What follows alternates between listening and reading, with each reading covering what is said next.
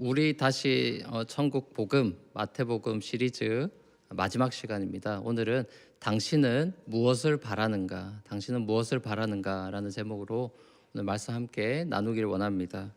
우리 지난 고난 주간 우리는 KPM 연합 집회를 통해서 예수님 십자가 사건을 둘러싸고 있는 사람들의 모습을 다시 한번 잘 살펴봤습니다. 가룟 유다, 빌라도, 대제사장들과 유대 종교 지도자들, 또 유다 백성들, 로마 군병들, 구레네 시몬, 그리고 여인들을 보죠. 오늘도 십자가에서 이미 죽으신 예수님의 시신 곁에 머물러 있는 또 다른 여러 인물을 봅니다. 위기의 순간에 그 사람의 정체성이 드러나는 걸 우리는 잘 알죠. 죽음이라는 게 한 개인에게는 가장 큰 위기와 고통의 순간이라는 점에서 예수님의 십자가 주변을 마태는 비교적 자세히 기록해 두는 것을 봅니다. 마태복음 전체 내러티브의 절정이자 결말을 향해 치닫고 있는 부분이기도 합니다. 우리가 이미 너무 잘 알고 있는 복음서의 절정이자 결말이라서 반전의 충격이 적은 것 같지만, 만약 이 이야기를 처음 듣는 독자라면은 머리에 아마 해머를 맞고서 한동안 멍했을 것 같습니다.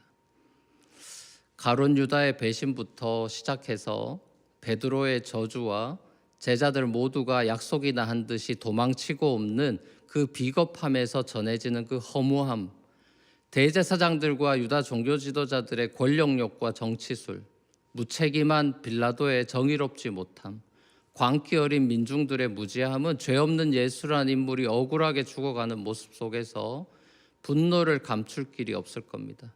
이야기 속 주인공이 이렇게 허무하게 죽으면 안 되는 거 아닌가, 이런 질문을 던질 수밖에 없겠죠. 세상은 항상 이런 식이야 라며 분통을 터뜨릴 것이 뻔합니다. 르네 지라르가 말하듯이 예수님은 희생양 메커니즘의 수많은 역사적인 예들처럼 또 한 번의 사회의 희생양이 되었습니다.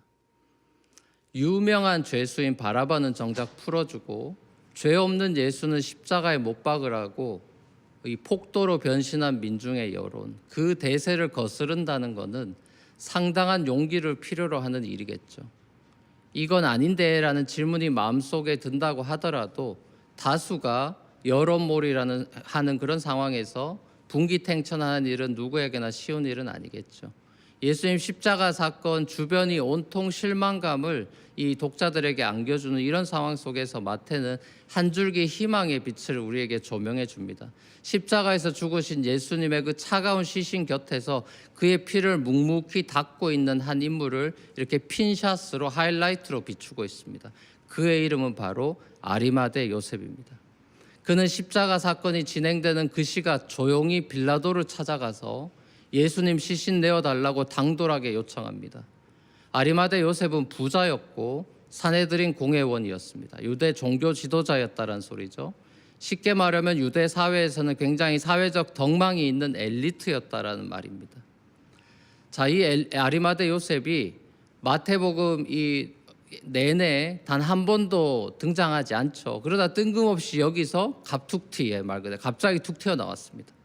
아리마대 요셉을 그냥 지나가는 행인 일 정도의 엑스트라로 보기에는 그의 행동이 범상치가 않아 보입니다. 더구나 그도 역시 예수의 제자이다라는 마태의 코멘트는 그야말로 뼈 때리는 간결한 촌철살인입니다. 그럼 그동안 마태복음의 주연급인 12제자들 다 어디로 갔어?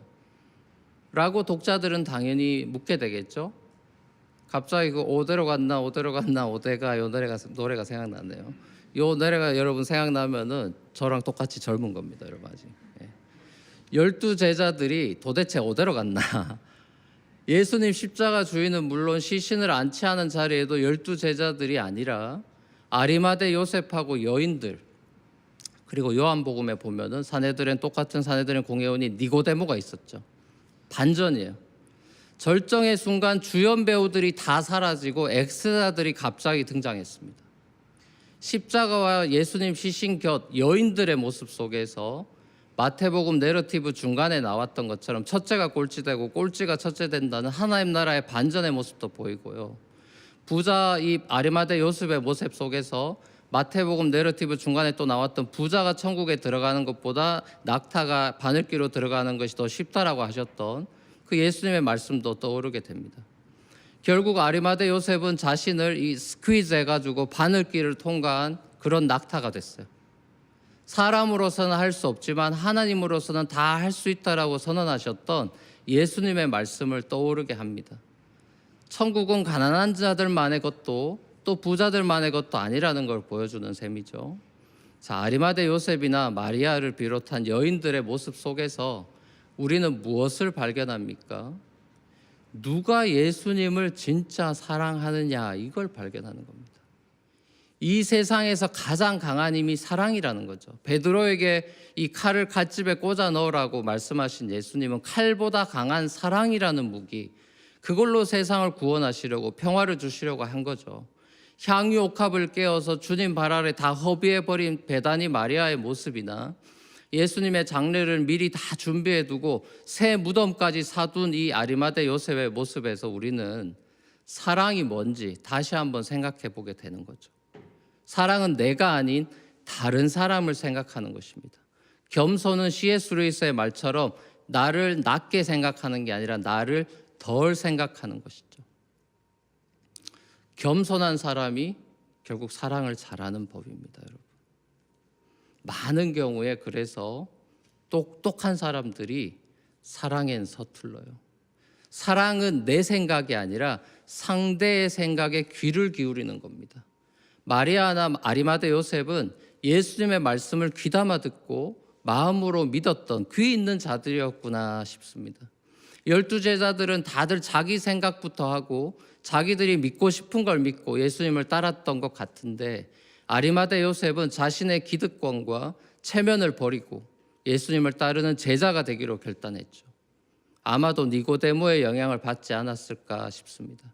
어느 날 밤 인생 질문을 가지고 조용히 예수님 밤에 찾아간 니고데모가 거듭남에 대해서, 하늘로부터 다시 태어나는 생명, 영생에 대한 예수님의 말씀을 듣고 깊은 고민에 빠지게 됐고, 요한복음에서 나타난 니고데모의 그 신앙의 변화를 우리가 추이를 살펴볼 때 그는 아리마대 요셉과 함께 자신들이 쌓아올린 사회적 지위를 다 내려놓고 하나님 나라 복음을 외치셨던 예수님을 따르는 제자가 된 거죠. 반면에 대제사장들하고 바리새파 사람들도 예수님께서 사흘 뒤에 살아날 거라는 말씀을 예전에 하셨다라는 걸 오늘 본문에 보면 기억하고 있다 그러죠. 근데 안 믿는 거예요. 예수님의 제자들이 시체 훔쳐가지고 예수님께서 부활하셨다고 주장할 수 있다라고 경비를 더 철저히 해달라고 빌라도 찾아가서 요청하는 걸 보죠. 그리고 다음 장 28장 마태복음 마지막 장에 보면은 예수님의 부활을 알게 된 경비병들이 대제사장들 찾아가가지고 예수님 시신 없어졌다라고 큰일 났다고 말하니까 병사들한테 이 대제사장들이 돈 주면서 입막음을 합니다. 불침번 설 때 너희가 졸았는데 시체 제자들이 훔쳐갔다라고 그렇게 거짓 증언하라고 청탁을 해요. 그래서 그 소문이 세상 속으로 막 퍼지게 돼서 아직까지도 부활을 못 믿는 사람이 많은 거죠. 예수님의 부활 사건을 조작, 은폐하려는 악한 무리의 모습을 보는 겁니다. 예수님의 십자가나 부활이 이들에게는 중요한 게 아니라 자신들의 기득권과 종교 시스템이 더 중요했기 때문에 거짓말을 해서라도까지 그런 것들을 지키고 싶었던 것이죠. 거의 펜트하우스급 사건 조작의 모습이라는 걸 보게 됩니다. 마태의 이 자세한 기록이 의미가 있는 것은 예수님의 부활을 역사적인 진실로 받아들이지 않도록 사람들이 만들어낸 이 당시의 거짓 증언이 아직까지도 힘을 발휘하고 있기 때문입니다. 사도 바울이 고린도전서 15장 소위 부활장에서 예수님의 부활의 증인들이 500여 명이 있다라고 말하면서 자신이 전한 복음은 그리스도가 죽은 자 가운데서 다시 살아나셨다라는 부활의 복음임을 다시 한번 천명하죠. 사도 바울을 비롯해서 사도로 변화된 12제자의 그 삶을 송두리째 바꿔놓은 것은 예수님의 부활의 소식이었어요. 초대교회 복음 운동의 핵심에는 사실 예수님의 십자가 복음보다는 부활의 복음이 먼저 있었습니다. 사도들은 십자가의 증인이 되었던 게 아니라 부활의 증인으로 돌아다녔던 거예요. 그만큼 부활의 임팩트는 컸습니다, 여러분. 지금 우리가 알고 있는 이 십자가 신학, 대속이라던가 이 언약적 심판의 의미라던가 하는 거는 나중에 사도 바울에 의해서 신학이 정립되었다라는 걸 우리가 책들을 읽으면 알 수가 있죠. 사도 바울이 고린도전서 15장에서 말씀하듯이 예수님의 부활의 이 역사성과 진실성은 기독교의 핵심 중의 핵심입니다. 우리의 믿음의 기초이자 인류의 마지막 소망과도 직결된 너무나 중요한 진리죠. 예수님의 부활의 역사성과 진실성은 한두 명의 증인이 있는 게 아니라 500명이나 되는 수많은 증인들이 있다라는 거고, 무엇보다 자신의 목숨을 부지하기 위해서 다 도망쳤던 12명의 제자들이 어떻게 그렇게 하나같이 자신의 목숨을 걸고 순교할 정도로 변화된 삶을 살 수 있었느냐 하는 것이 가장 강력한 증거 중에 하나겠죠. 왜냐하면 사복음서를 쭉 살펴보면 제자들조차도 부활하신 예수님을 여러 차례 만났음에도 불구하고 여전히 의심하고 잘 못 믿는 모습을 그대로 기록하고 있기 때문입니다. 헛거본 거 아닌지 자기들도 막 헷갈려하는 제자들의 모습이 자주 나오지 않습니까?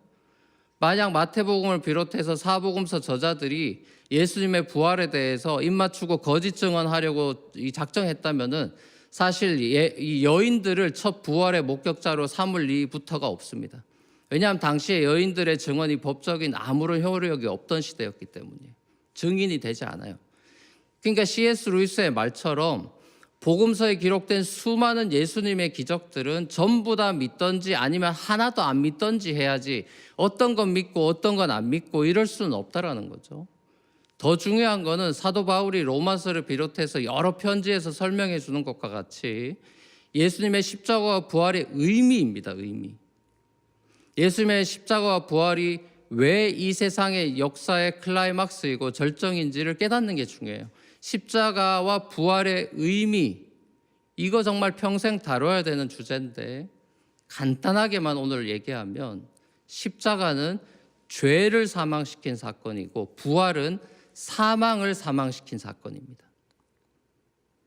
이게 제일 간단한 거예요. 무슨 말이냐? 성경이 말씀하는 죄라는 거는 하나님께 대한 불순종과 반역이죠. 아담이 선악과 따먹는 게 좋은 예죠. 아담의 후예들로서 모든 인간은 하나님의 자리를 빼앗고 자기가 자기 인생의 주인으로 살아가는 하나님께 대해서는 반역하는 삶을 사는 존재가 된 거예요. 예외가 없습니다. 자, 근데 이게 그러면 왜 잘못인가? 사람들 각자 모두가 다 왕이 돼서 자기 소견에 옳은 대로 살아서 세상의 질서와 평화가 깨지기 때문에 문제가 되는 거예요. 요즘 미국 상황이 딱 그렇죠. 각자의 자유를 신으로 모시고 살아가니까 누가 뭐라 그래도 자기 마음대로 합니다. 다른 사람들을 보호하고 또 자기도 보호하라고 마스크 쓰라고 의무화해도 그 법을 순종하지 않아요. 죄가 얼마나 만연해 있는지를 단적으로 우리는 보고 있습니다. 요즘 같은 때는 예수님이 직접 오셔가지고 동네 돌아다니면서 마스크 쓰라고 해도 죽으라고 안 쓸 겁니다. 요즘 또 우리 같은 이 아시안들에게 분노와 이 절망감과 두려움을 일으키고 있는 이 에이시안 헤이트 크라임, 이것도 인간의 죄의 그 열매죠. 여러분, 죄라는 거는 한 사람 개인적인 차원에서 머무르지 않아요.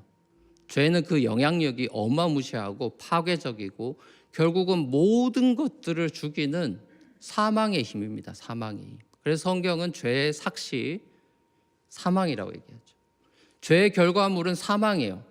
사람이 죄를 지으면 그냥 죽는다, 이런 단순한 말이 아니라 죄는 이 세상의 모든 영역의 고통과 죽음을 불러왔다라는 걸 의미하죠. 죄는 온 인류가 직면해 있는 가장 큰 문제고 과제입니다. 수많은 변호사들과 법원들은 예수님이 다시 오실 때까지 존재할 걸 우리가 알지 않습니까? 이 죄라는 건요, 우리 삶을 황폐하게 만들고 죽음의 공포를 던져줍니다. 인간이 파괴한 환경으로 인해서 발생한 여러 가지 바이러스 전염으로 인해서 팬데믹이 가지고 온 온갖 고통과 불행, 죽음에 우리가 직면한 지 1년도 넘었죠. 죄의 결과물이 사망이에요. 육신의 죽음의 문제만이 아니라 살아도 사는 게 아닌 이 죽음의 삶을 살게 하는 것이 죄의 영향력입니다. 예수님의 부활은 그 정반대죠. 사망이 부활이죠. 사망을 사망시킨 부활은 생명 그 자체입니다. 부활의 생명력은 죄의 영향력을 이기는 힘이죠. 죄로 죽은 영혼이 다시금 부활해야만 소망이 생기죠. 육신의 죽음에 대한 대안도 몸의 부활인 것이죠. 우리가 예수님처럼 부활의 몸을 입는 그 영광스러운 사람으로 다시금 회복된다라는 것은 영혼뿐만 아니라 이 육신의 몸도 부활하게 되는 총체적인 변화를 뜻하는 것입니다. 저는 정말이지 이 부활이라고 하는 것이 제 궁극적인 소망이라고 감히 고백할 수 있습니다. 목사님은 소망이 뭐예요? 비전이 뭐예요? 라고 누군가 제게 물으면 제 대답은 한결같습니다. 제 소망은 부활이에요. 그리고 이 말의 뜻은 제가 영광스러운 몸으로 빨리 변하고 잘생겨지고 싶다라는 걸 말하는 게 아닙니다. 부활은 온 세상의 진정한 회복을 뜻하는 거예요. 다시는 인종차별이 없는 세상, 혐오 범죄가 없는 세상, 1등부터 꼴등까지 줄 세우지 않는 세상, 미움과 다툼과 경쟁으로 얼룩지지 않은 연대와 공감과 긍휼이 판치는 세상, 이 땅의 모든 죄와 슬픔과 고통이 사라지는 의와 평화와 기쁨이 넘치는 하나님 나라가 완성되는 그 부활의 날, 예수님이 다시 오시는 날을 저는 제일 간절하게 고대하고 소망합니다. 요즘 같은 물질 만능주의, 자본주의 시대, 소비주의 시대에는 많은 사람들이 부자가 되는 것을 꿈꾸는 것 같아요. 팬데믹으로 양극화가 심해지는 이때에 많은 사람들이 그 부자의 대열에 들려고 안간 힘을 씁니다. 경제적 독립과 자유를 빨리 누리게 되기를 소망하는 젊은이들이 많아 보입니다. 자본주의 사회에서 탑티어에 들겠다는 야망이 마음속에 가득하면 최근에 뉴욕의 모 헤지펀드 회사 사태를 보면서 여러분 교훈을 얻으시기 바랍니다. 부활의 소망으로 꽃피우는 삶은 탐욕과는 공존할 수 없습니다. 예수님도 좋고 돈도 좋다는 사람치고 예수님을 더 좋아하는 사람을 저는 만나본 적이 없습니다. 뉴욕에서 어마무시한 부자들을 저도 꽤 만나본 적이 있는데 정말 신뢰가 가는 어마무시한 부자를 그렇게 잘 못 만났어요. 오늘날도 이 아리마대 요셉처럼 이 부자이긴 하지만 회심한 부자들, 그래서 부활의 소망으로 살고 부활을 전파하는 분이 물론 있겠죠. 많지 않은 것 같아요. 젖과 꿀이 흐르는 가나안 땅에 들어가서 바알에게 무릎 꿇지 않고 살아가는 사람은 여전히 소수입니다. 이 땅 곳곳에 뿌리 박힌 죄와 세속의 영향력을 무시하고 살아가는 사람이 있다면은 그 사람만큼 나이브한 사람이 없을 겁니다. 우리 영혼의 부활은 죄에 대해서 우리 자신을 예수님과 함께 십자가에 못 박은 사람에게 주어지는 은혜의 선물입니다. 자, 그리고 이것이 날마다 자기를 부인하고 자기 십자가를 진다는 의미이기도 합니다. 자기 부인과 자기 십자가를 지는 이유는 영혼의 부활을 위해서입니다. 죽기 위해서가 아니라 살기 위해서예요. 자기 부인과 자기 십자가 없이는 부활의 삶, 참 생명의 삶을 이 땅에서 살아낼 수가 없습니다. 자, 그렇다면은 부활의 삶이 도대체 뭐냐? 세상 것을 추구하며 이 땅이 전부인 것처럼 살아가는 세속적인 삶의 정반대를 말합니다. 자, 예를 들면 예수님의 부활에 동참하고 부활을 소망하고 부활을 살아가는 사람에게 이 직장이라는 건 단지 돈벌이 장소가 아닙니다. 교회는 단지 마음의 위안이나 좀 없는 곳이 아닙니다. 부활을 살아가는 그리스도인에겐요, 직장은 소명의 자리이고 교회는 신앙이 자라가는 마음의 텃밭이 되는 것입니다. 사랑하는 우리 성도 여러분, 예수님의 부활은 사망을 사망시킨 통쾌한 반전이며 혁명적인 사건입니다. 우리 삶의 패러다임을 완전히 뒤집어 엎은 레디컬한 사건이에요. 우리한테서 옛사람을 벗기고 새 사람을 입힌 사건입니다. 그야말로 우리를 다시 태어나게 한 사건이에요. 장차 우리에게 일어날 몸의 부활은 하루하루 부활을 살아가던 사람이 어느 날 갑자기 맞이하게 될 놀라운 영광의 피날레입니다. 자, 이것이 우리에게 복음이죠. 좋은 소식이죠. 사도 바울이 로마서에서 십자가와 부활의 복음을 설명하고 했던 로마서 12장의 첫 번째 권면처럼 복음으로 거듭난 저와 여러분은 이 세대를 본받지 않고 오직 마음을 새롭게 함으로 변화를 받아서 하나님의 선하시고 기뻐하시고 온전하신 뜻을 분별하며 살아가야 되지 않겠습니까? 끊임없이 우리에게 들려오는 세상의 슬프고 비참한 슬픈 소식 속에서도 우리 주 예수님의 부활의 승리의 이 기쁜 소식이 우리에게 다가올 그 영광스러운 새날, 새하늘과 새 땅에서 우리 주님과 영생을 누리며 살아갈 그 소망을 굳게 붙잡으십시다. 이 부활의 소망이 오늘 하루를 하나님 뜻대로 살아가게 하는 힘의 원천이 되게 하십시다. 결승점을 향한 우리의 시선을 언제나 놓치지 마십시다. 우리 주님 반드시 돌아오실 것이고 우린 주님 앞에서 결산하게 될 것을 잊지 마십시다. 그렇게 날마다 부활의 소망을 품고 부활의 증인으로 살아가는 저와 여러분이 되시기를 우리 주님의 이름으로 간절히 축원합니다.